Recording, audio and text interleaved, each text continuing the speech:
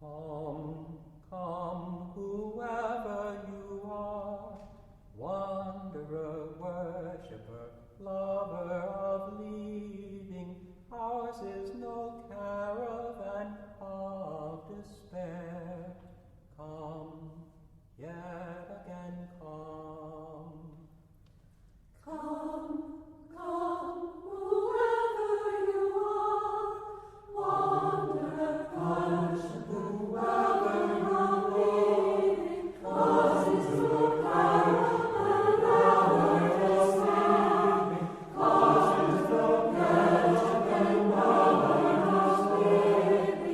it's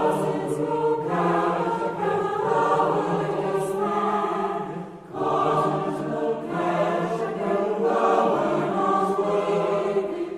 Cause it's no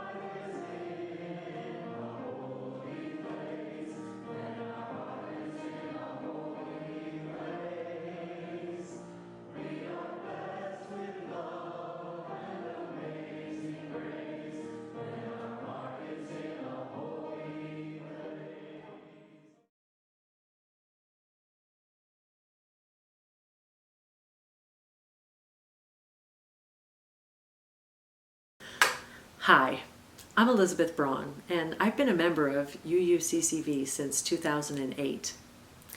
In 2016, I was part of the board that was responsible for hiring a minister after our minister of 14 years retired. When we began the process of looking for a minister, our goal was to hire an interim minister. However, after reading the literature on the UUA website and consulting with some of the people who work with congregations in our region, the board determined that it would be a mistake for us to hire an interim minister. What we found out is that there are some pretty clear distinctions between the different types of ministers who serve a UU church. The primary types that I want to let you know about today, so that you can understand how we informed our decision, are interim, contract, and settled minister. The primary goal of the interim minister is to assist a congregation in moving from one settled minister to the next. Usually this type of minister stays for approximately 24 months with the goal of helping a congregation transition from one minister to another. The second type is the contract minister. This is a minister being contracted for a specific period of time, usually with a list of specific tasks. This type of minister can be contracted on a year-to-year basis. Finally, there is a settled minister, and this is the minister that is called by the congregation for a more permanent position. One quick caveat here about how the UUA defines these roles is that, first, an interim minister cannot serve less than 3/4 time. Second, an interim minister may not be called as a settled minister for the congregation for which he or she serves as an interim minister. These distinctions made our choice quite easy. First, we could not afford any minister for more than half-time, so that pretty much excluded the idea of hiring anyone as an interim minister. Second, the board thought that there could be a possibility that whomever we hired to help us through our transition might be somebody that we would ultimately want to become our permanent or settled minister. Because the UUA is very clear that they do not want congregations to hire an interim minister as a settled minister, the board knew that it would be most appropriate for us to hire a contract minister. Additionally, we knew at the time that we were in a state of flux. We were uncertain that we would be able to find someone with whom we connected, and we were in financial dire straits. After creating a job description and advertising our opening, we were fortunate and pretty surprised to have 5 extremely qualified candidates show high interest in working with us. However, within a matter of weeks, our seemingly full interview schedule was whittled down to 1. One of the candidates got ill, one was hired by the UU Church in Black Mountain, and 2, who lived more than 2 hours away, had decided that the commute would not work out for them after all. That left us with 1 candidate, Melissa Mummer. At this point in time, our congregation had gone from a membership of 60 or more members to less than half that in a matter of years. We had many visitors, but they often didn't return after their first visit. And, as I mentioned earlier, our finances were in serious trouble. According to our own job description, we wanted to hire a minister who would serve the congregation for 1 weekend per month and include some or all of the following functions during that weekend: 1 Sunday service per month, consultation on religious education programs for adults and children, availability for pastoral care services, and officiating ceremonies. Additionally, we wanted this individual to work with church leadership committees and the congregation to formulate, agree upon, and take steps towards achieving congregational goals. Potential goals, we said, might include to explore the long-term ministerial goals of the congregation, to grow in membership and service to members, and to fulfill our mission in the larger community. We needed someone who could serve as a quarter-time minister and help us meet the goals stated above. Frankly, as soon as Melissa walked out of the interview, the board knew she would be an excellent match for our congregation. However, this hire, because it was a contract hire, was not subject to congregational approval. The board was within their rights to hire her without congregational input, since this would be a temporary situation. Coincidentally, in this same period, a member who had recently moved out of state contacted us with an offer to pay off the mortgage on our building. This generous gift from Marshall Carey and his family changed our financial situation almost overnight. With this burden lifted and the new energy brought by Melissa, we began to see our congregation grow again. There are issues we've continued to struggle with, including our children's spiritual development, religious education, our leaking basement, and our annual difficulty in finding people to serve on the board. Yet she's helped us tackle some of these problems. No, they might not be solved completely, but she's helped us work to address them. Over the last 4 years, Melissa has become more than just our contract minister. She's been our leader, our inspiration, and our friend. I've been off the board of trustees for 2 years now, but a common practice is, of course, to take the pulse of the congregation on a regular basis. Last fall, the board conducted a survey about congregational priorities, and increasing Melissa's hours was number 1. At the same time, Melissa's personal desire is to move from being a contracted minister to a settled or called minister. A settled minister necessarily means a deeper relationship between the minister and congregation, deeper long-term commitment, and a deeper shared ministry. In fact, this process is as much about our own call to serve as it is about the minister's call to serve.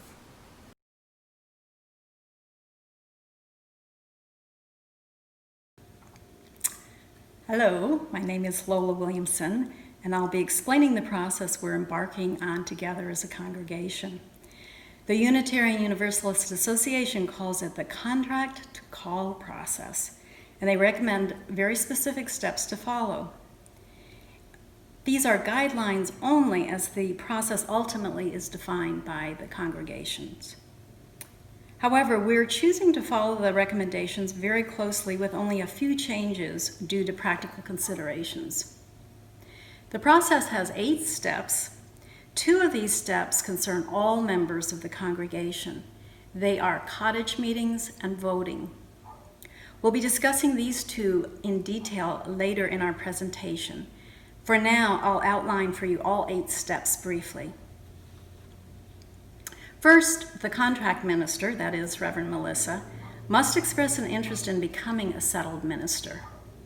She did this after learning that the vast majority of congregants who participated in a survey last fall indicated their number 1 priority was for increasing Melissa's hours.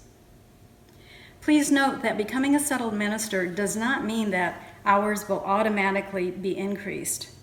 Hours and salary are not determined by the congregation, but by the board, who relies on surveys and feedback, but also on a careful analysis of what's feasible. In any case, the survey showed a vote of confidence for Melissa. After Melissa expressed her interest, the board initiated the second step by creating a call process task force. The 6 people that you're hearing from today comprise that task force. So, the first 2 steps have already been completed. The third step is for the task force to create a timeline and procedures to inform the minister and the board of these, and then to inform the congregation. We're completing this phase with this video, which will remain on the UUCCV website through the remainder of the process. All members and friends are welcome to ask questions of anyone on the task force at any time during this contract to call process. Note, though, that only members will be engaged in the discernment and voting steps. The 4th recommendation by UUA is to dedicate a Sunday service to understanding what it means for a minister and a congregation to move toward a deeper and long-term commitment to calling a settled minister. This is referred to as the call service. And we've invited Reverend John Saxon, a retired minister of the Unitarian Universalist Fellowship of Raleigh, to present the call sermon.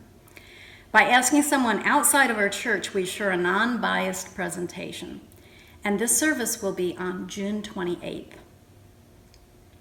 The 5th step is a discernment process that we hope that all members will take part in. Discernment will occur through in-depth small group discussions. We're calling these conversations cottage meetings. Every member will receive an email invitation to sign up for one such conversation out of 8 time slot options. And these will occur from July 19th through July 26th. Karen Shackelford will discuss these cottage meetings in more detail later in our presentation. The 6th step is for the call process task force to compile the results of these cottage meetings based on notes taken by recorders into one large summary, which we will present to the board. The task force will decide at this point whether to recommend to the board that we do or do not go forward with the vote. If the recommendation is that we do go forward with a vote, the 7th step is to invite the congregation to vote on September 13th. Because it's important for everyone to understand how the vote will proceed, Doug Bailey will discuss the voting process in detail later in this video. If the vote is successful, then the final event will be to install Melissa as our settled minister. This would be a huge step forward for our congregation and a cause to celebrate, and celebrate we will. Because of social distancing restrictions, this event will come at a later time when we can all be together in person. I'd like to thank our members for engaging in this process. and it might be helpful to make sure that these dates get on your personal calendars.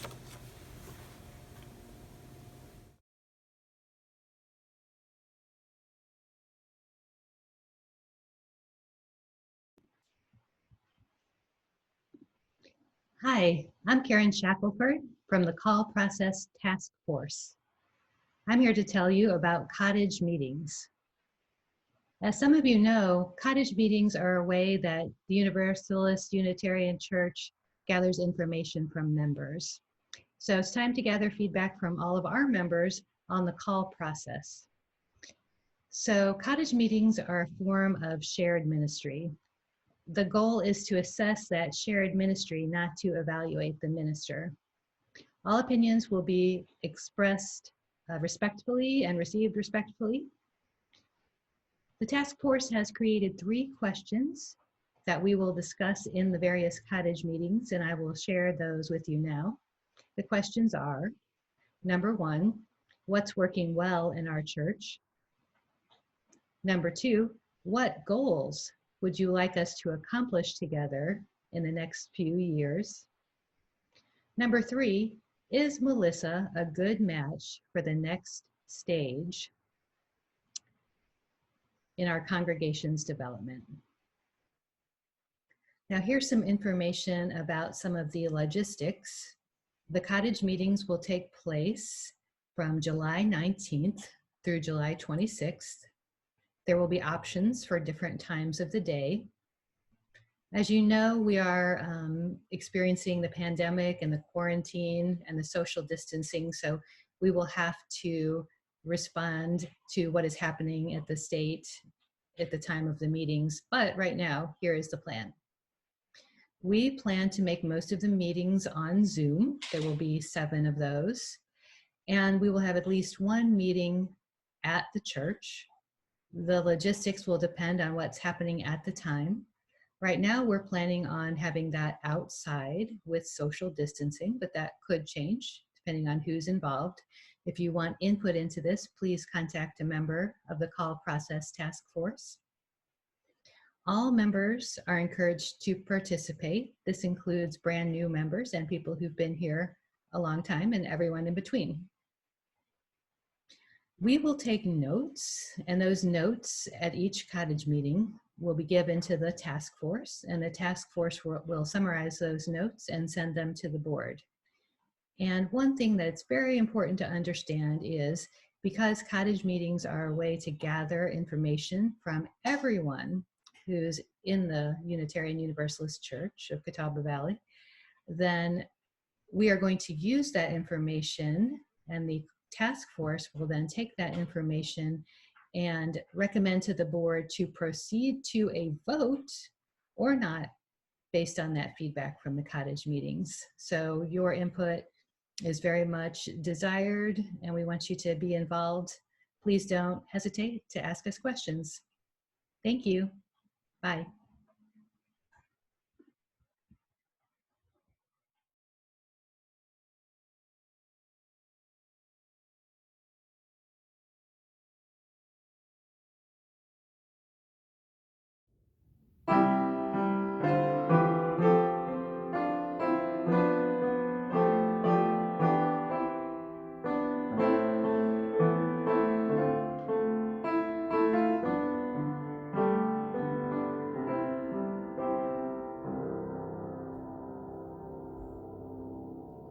Well, there's nothing more Unitarian than that song, and I don't care who says it.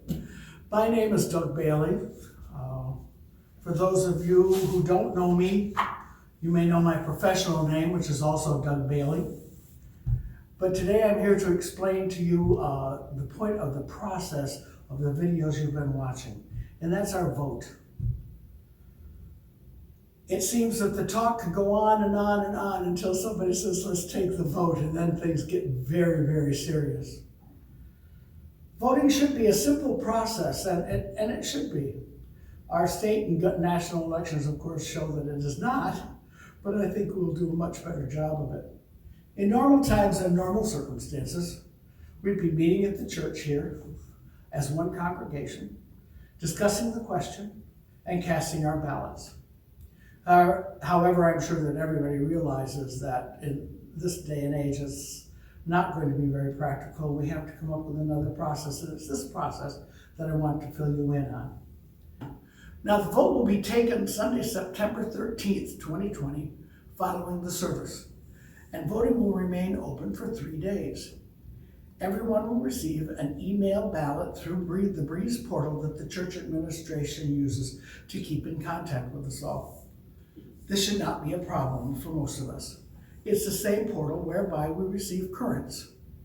Only established members will be able to vote. A paper ballot will be afforded to those who are not completely comfortable with the computer or do not have internet access. After Rachel has tallied the votes and published the results, the voting process is over. The positive responses must comprise 90% of the votes in order for Reverend Melissa Mummert to become our settled minister. If it's less than this, the Call Process Task Force will contact the regional UUA and the UUA Transitions Director to initiate a contract, settled, or interim search process. Thank you very much.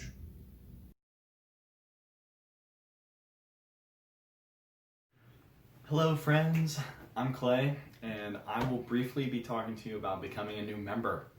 My wife, Abby, and I became a new member this past year, and we haven't looked back since. We were looking for a progressive group of people that would accept us for who we are, involve us in the community, and address and confront issues both spiritually and in our society that we felt passionately about. We attended UUCCV for a few years, and then, we just decided that was the right place for us. If you would like to join this process and make a deeper commitment to the church, it's really easy and we would love to have you. This is an incredibly important time in our church because of this call process, so being part of it is equally as exciting for all of us. If joining is something you would like to do, please let a board member or Reverend Melissa know. We also have a new to UU class, which gives us a chance to meet and talk. This class will also give you more insight about the history of UU, the mission of our church, and what being UU means. That meeting will be held on June 14th from 1 to 3:30 p.m. unless otherwise posted. As you know, that could definitely happen. Abby and I attended this class, and it was great to just loosen up and be around people that have been members for a while or even since the very beginning and find out just what this congregation means to UU and what UU means to it. There's also a small handbook known as the Pocket Guide, and I would be more than happy to let you borrow it. It goes over little nuances about UU very quickly and in really easy terms, which I love.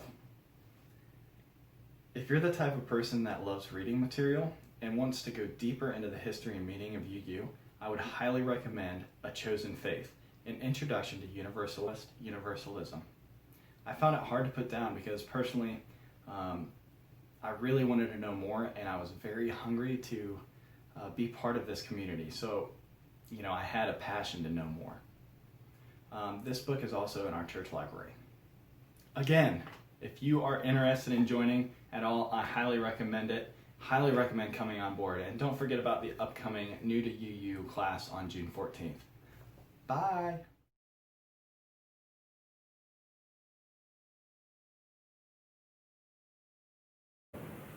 Hi, I'm Julie Klein, and I've been a member of this church for 34 years, so I've seen a lot of changes and milestones.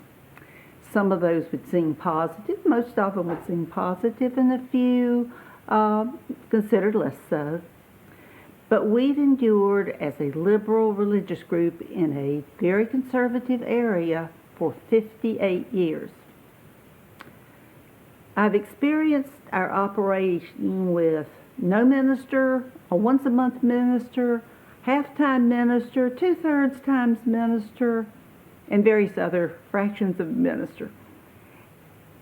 As you might expect, I've noticed that to really pastor a church, a minister has to be more than someone who pops in once or twice a month for a sermon. Our elected board operates as our governing body for most decisions, but at times a change is so important that the congregation must deliberate and vote. Should the board seek to negotiate another one-year contract with our Reverend Melissa? Or should we go for making her our settled minister? We think of her as our minister, but she's not quite as ours as she could be. You've heard that our national church body outlines a procedure for deliberating this. This is more than a vote on whether you like Melissa. Many of us have come to love our Reverend Melissa. It's also about whether this is the time for our church to secure a longer time with Melissa. Having most of our small meetings about this on Zoom is an indication of what a truly strange time this is. I've heard from one member that this is an odd time to be considering this, and then 2 days later hearing from another member that this is the perfect time to be considering this, because we'll be able to come out of this pandemic situation with a strong optimism and confidence. Each of us needs to ask questions. Whether you count your membership in years or in months, we need your participation in the conversation and your vote. Amen. We would be one, as now we join in singing our hymn of love, to pledge ourselves anew to the high cause of greater understanding of who we are and what in us is true. We would be one in living for each other, to show to all a new community. We would be one in building for tomorrow a nobler world than we have known today. We would be one in searching for that meaning which binds our hearts and points us on our way. As one we pledge ourselves to greater service, where love and joy